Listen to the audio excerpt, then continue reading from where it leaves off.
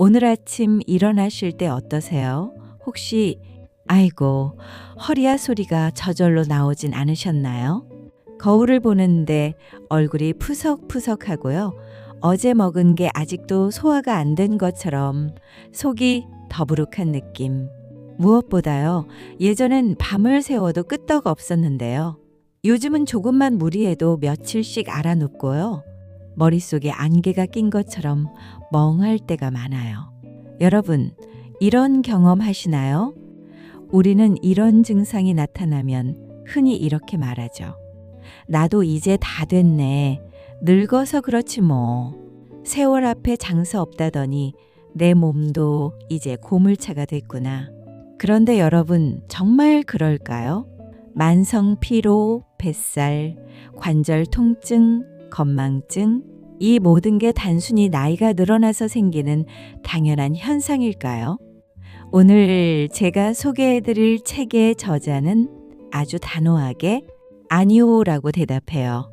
그는 말해요. 당신이 늙어서 아픈 게 아니라 늙기 전에 생활 방식을 바꾸라는 몸의 처절한 신호를 무시하고 있을 뿐입니다. 오늘 함께 볼 책은 전 세계적으로 존경받는 통합의학의 권위자 프랭크 리프먼 박사의 화제작 50세 이후 건강을 결정하는 7가지 습관이에요. 저자는 수만 명의 환자를 치료하면서 한 가지 놀라운 사실을 발견했어요. 같은 60대, 70대라도요. 어떤 사람은 침대에서 일어나지도 못하는 반면 어떤 사람은 30대 못지않은 활력으로 등산을 하고 여행을 다닌다는 거죠. 그 차이는 유전자도 돈도 아니었어요. 바로 40대, 50대 중년의 시기에 생활 습관을 바꿨느냐, 못 바꿨느냐의 차이였습니다. 오늘 영상에서는 이 7가지 기적의 습관을 하나씩 아주 쉽게 풀어드리겠어요. 비싼 영양제도 힘든 운동도 아니에요. 먹는 법, 자는 법, 숨 쉬는 법을 조금만 바꾸면요. 여러분의 몸은 놀랍게도 스스로 치유하는 힘을 되찾게 돼요. 시작하기 전에 구독과 좋아요 한번 눌러주세요.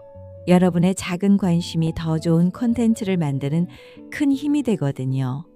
첫 번째 습관 소식, 적게 먹는 것이 몸의 최고의 휴식. 건강하게 나이 들기 위한 첫 번째 원칙은 바로 적게 먹는 것이에요. 너무 뻔한 이야기라고요? 근데요, 여기엔 아주 중요한 의학적 이유가 숨어 있어요. 우리 몸은 45세를 기점으로 완전히 다른 시스템으로 돌아가요. 그 전까지는 세포를 계속 만들어내고 몸집을 키우는 성장 모드였어요. 근데 45세가 넘어가면요, 우리 몸은 보존 모드로 바뀌어요. 새로운 것을 만드는 건 이제 아니고요. 지금 가진 장기와 세포를 잘 닦고 조이고 기름칠해서 오래 유지하는 게 목표가 되는 거예요. 그런데 엔진은 경차 엔진으로 바뀌었는데 연료를 트럭만큼 넣으면 어떻게 될까요? 엔진에 과부하가 걸리고 매연이 나오는 거죠. 우리 몸도 똑같아요.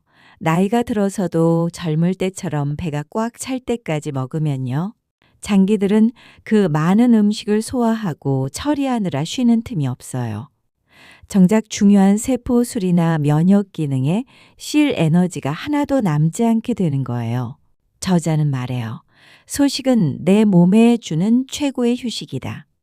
일본 오키나와 장수 마을의 비결이기도 한 하라하치부, 즉 배가 80% 정도 찼을 때 수저를 내려놓는 것이에요. 아, 조금 더 먹을 수 있겠는데 싶을 때 멈추는 것. 그 약간의 아쉬움이 여러분의 건강을 결정해요. 특히 저녁 식사는 주의하세요. 해가 지고 나면 몸의 소화 능력이 뚝 떨어지거든요. 오늘부터 밥그릇의 크기를 조금만 줄여보세요. 두 번째 습관, 설탕 끊기. 노화를 부르는 달콤한 독. 두 번째는 우리가 가장 사랑하면서도 가장 경계해야 할 적, 바로 설탕이에요. 나는 단 거 별로 안 좋아해 라고 생각하실 수 있어요.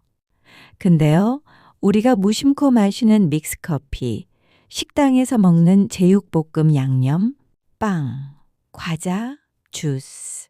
이 모든 것에 엄청난 양의 설탕이 숨어 있어요. 50세 이후 설탕은 단순한 살의 문제가 아니에요. 설탕은 노화가속 페달이에요. 혈액 속에 설탕이 너무 많아지면요. 이 설탕이 우리 몸의 단백질과 결합해서 끈적끈적한 찌꺼기를 만들어요. 이걸 당화 반응이라고 해요. 이 찌꺼기가 피부에 붙으면 주름과 검버섯이 되고요. 혈관에 붙으면 동맥경화가 되고 뇌에 붙으면 치매가 돼요. 말 그대로 몸을 안에서부터 녹슬게 만드는 주범이 바로 설탕이에요. 게다가 설탕은 중독이에요. 먹으면 기분이 좋아지는 도파민이 나와서요. 배가 고프지 않은데도 자꾸만 단 것을 찾게 만들거든요. 저자는 간곡하게 호소해요. 제발 설탕을 끊으세요. 단맛이 그리우시면요. 꿀이나 주스 대신 스테비아나 나한과 같은 천연 대체당을 활용해 보세요. 혈당을 올리지 않는 천연 감미료예요. 처음엔 힘들 수 있어요. 근데 딱 2주만 참아보세요. 설탕을 끊으면 피부가 맑아지고 붓기가 빠지고 무엇보다 이유 없이 널뛰던 감정 기복이 사라져요. 세 번째 습관, 장 건강, 면역력의 진짜 뿌리. 혹시 이유 없이 온몸이 쑤시고 머리가 맑지 않고 우울감이 찾아오나요? 갱년기나 관절 문제라고 생각하실 수 있어요. 근데 놀랍게도요. 그 원인은 여러분의 뱃속 장에 있을 확률이 아주 높아요. 우리 몸의 면역세포 70%가 어디에 사는지 아세요? 바로 장 속에 사는 거예요. 장은 우리가 먹은 음식물과 함께 들어온 세균, 바이러스, 독소를 1차로 걸러내는 최전방 방어선이에요. 그런데 밀가루, 가공식품, 항생제 같은 것들로 장 환경이 나빠지면 어떻게 될까요? 장벽이 느슨해지면서 미세한 구멍이 뚫려요. 이걸 장누수 증후군이라고 해요. 마치 방충망에 구멍이 난 것과 같은 거예요. 이 구멍으로 걸러지지 않은 독소들이 혈관을 타고 온몸으로 퍼져나가요. 독소가 뇌로 가면 치매나 우울증이 오고요. 관절로 가면 염증이 오는 거예요. 속이 편해야 만사가 편하다는 옛말이 의학적으로 완벽한 진실이었던 거죠. 그럼 장을 어떻게 살려야 할까요? 한국인은 사실 이 부분에서 축복받은 거예요. 김치, 된장, 청국장 같은 발효식품이 장의 최고의 명약이에요. 그리고 마늘, 양파, 아스파라거스 같은 채소도 장내 좋은 균들의 먹이가 되어요. 반대로 장 속 나쁜 균들이 좋아하는 것은 바로 설탕과 밀가루예요. 두 번째 습관과 연결되는 거죠. 여러분의 장 속에 좋은 균들을 꽃밭처럼 만발하게 해주면요. 면역력은 강철처럼 단단해지고 뇌는 호수처럼 맑아져요. 네 번째 습관, 잠과 공복, 몸이 스스로 수리하는 시간. 네 번째는 비움과 채움의 미학이에요. 위장은 비우고 잠은 채워야 한다는 거죠. 많은 분들이 나이 드니까 잠이 없어진다고 하세요. 새벽에 자꾸 깨고 자도 피곤하고. 근데 잠을 잘 못 자면 뇌가 늙어요. 우리가 깊은 잠에 빠졌을 때요. 뇌에서는 대청소가 일어나요. 낮 동안 뇌세포가 만들어낸 치매 유발 물질을 뇌척수액이라는 청소부가 싹 씻어내는 거예요. 잠을 잘 못 자면 그 쓰레기가 뇌에 쌓여서 살아가는 거예요. 잠을 잘 자기 위한 간단한 팁 드릴게요. 첫째, 아침에 일어나자마자 햇빛을 보러 나가세요. 우리 몸의 생체 시계는 아침 햇빛을 봐야 세팅되고요. 그로부터 약 15시간 뒤에 수면 호르몬인 멜라토닌을 분비해요. 둘째, 저녁 식사는 잠들기 최소 3시간 전에 끝내세요. 위장이 소화시키느라 끙끙대면 깊은 잠을 잘 수가 없어요. 그리고 이 책에서는 간헐적 단식을 강력하게 추천해요. 이름이 거창해서 그렇죠. 어렵지 않아요. 예를 들어 저녁을 7시에 먹었다면 다음날 아침 7시까지 12시간 동안 물 외에는 아무것도 먹지 않는 거예요. 이렇게 공복 시간을 주면요. 몸은 소화에 쓸 에너지를 아껴서 망가진 세포를 수리하고 재생하는 데 씁니다. 5번째 습관, 운동 방식 바꾸기. 보존이 진짜 운동. 5번째는 운동이에요. 나이 들수록 근육이 중요하다는 말, 귀에 딱지가 않도록 들으셨죠? 맞아요. 40세가 넘으면 매년 근육이 1%씩 자연적으로 사라져요. 이걸 근감소증이라고 해요. 아무것도 안 하면 70대가 됐을 때 20대 근육의 절반밖에 남지 않게 돼요. 걸을 힘이 없어서 휠체어를 타게 되는 거죠. 근데 여기서 정말 중요한 포인트가 있어요. 50대, 60대가 20대처럼 운동하면 절대 안 돼요. 무조건 땀 뻘뻘 흘리며 뛰어야 한다. 무거운 역기를 들어야 근육이 생긴다. 이런 생각으로 무리하다가 무릎 나가고 허리 다치는 분들을 너무 많이 봤어요. 중년의 운동은 성능이 아니라 보존에 초점을 맞춰야 해요. 다치지 않는 게 1순위예요. 저자는 이렇게 조언해요. 격렬한 운동 대신 부드러운 운동을 하라. 집에서 쉽게 할 수 있는 것들이 있어요. 내 체중을 이용한 스쿼트, 플랭크, 그리고 고무밴드를 이용한 운동이 안전하고 효과적이에요. 그리고 무엇보다요. 헬스장에서 1시간 운동하고 나머지 23시간을 소파에 누워 있는 것보다요. 일상에서 끊임없이 움직이는 게 훨씬 좋아요. 엘리베이터 대신 계단 이용하기, 마트 주차장에서 일부러 멀리 대고 걷기, 집안일 하면서 스트레칭하기, 이렇게 하루 종일 몸을 부지런히 놀리는 것이 100세까지 내 발로 당당하게 걷게 해주는 진짜 운동이에요. 6번째 습관, 찬물 샤워, 세포를 깨우는 기적. 6번째는 아주 흥미롭고 돈 한 푼 안 드는 습관이에요. 바로 찬물 샤워예요. 아니, 이 나이에 찬물 끼얹으면 심장마비 걸리는 거 아니야? 걱정되시죠? 물론 처음부터 얼음장 같은 물에 들어가라는 게 아니에요. 따뜻한 물로 기분 좋게 샤워를 다 마친 후에요. 마지막 30초에서 1분만 찬물로 마무리하는 거예요. 이 짧은 차가운 자극이 우리 몸에는 기적 같은 일을 일으켜요. 우리 세포 속에는 에너지를 만드는 배터리인 미토콘드리아가 있는데요. 찬물이 닿는 순간 이 미토콘드리아가 번쩍 깨어나면서 활성화돼요. 혈액순환이 빨라지고 염증이 가라앉고 면역력이 급격히 올라가죠. 마치 시들시들한 상추를 찬물에 담그면 파릇파릇 되살아나는 것과 같은 원리예요. 우리 몸에 적절한 스트레스를 주어서 더 강하게 만드는 것.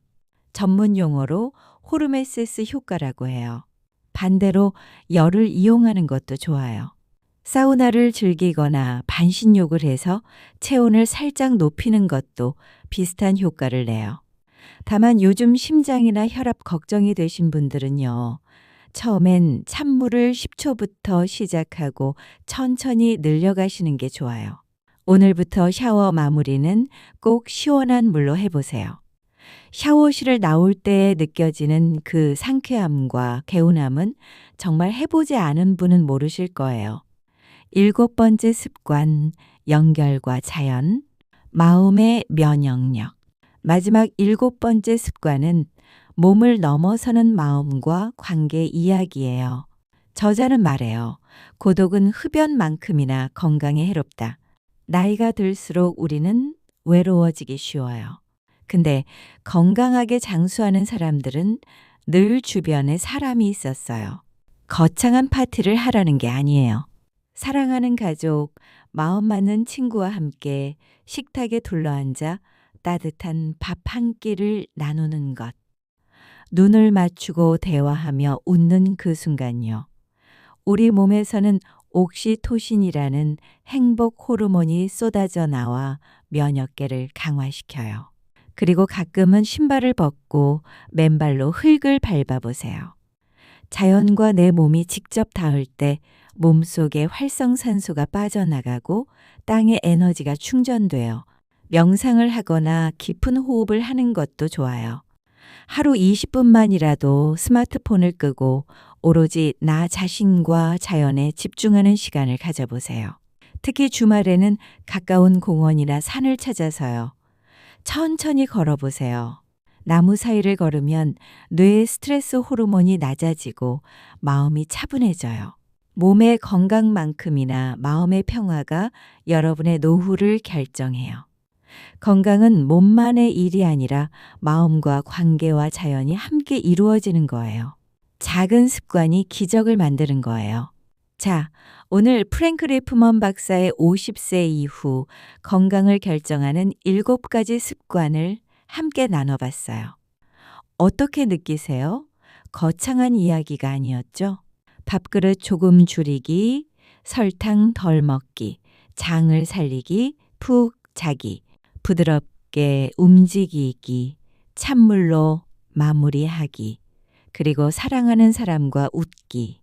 누구나 알지만 아무나 실천하지 않는 이 사소한 습관들이 10년 뒤, 20년 뒤를 완전히 바꿔놓는 거예요. 저자는 책의 마지막에서 이렇게 말해요. 건강과 면역력을 저절로 키워주는 마법의 알약은 없습니다. 하지만 당신이 매일 반복하는 작은 행동들이 당신을 구원할 것입니다. 여러분의 몸은 생각보다 훨씬 더 똑똑하고 회복력이 강해요. 기회를 주세요. 몸이 보내는 신호에 귀를 기울이고 나쁜 습관을 하나씩 덜어낼 때요. 여러분은 지금보다 더 활기차고 더 건강한 제2의 인생을 맞이하실 수 있어요. 내용이 유익하셨다면요. 주변에 건강 걱정하시는 친구분들, 가족들에게 이 영상을 꼭 공유해 주세요. 지금까지 여러분의 몸과 마음을 챙겨드리는 좋은 책방이었습니다. 구독과 알림 설정 잊지 마시고요. 다음 시간에도 더 건강하고 유익한 책 이야기로 다시 찾아올게요. 감사합니다.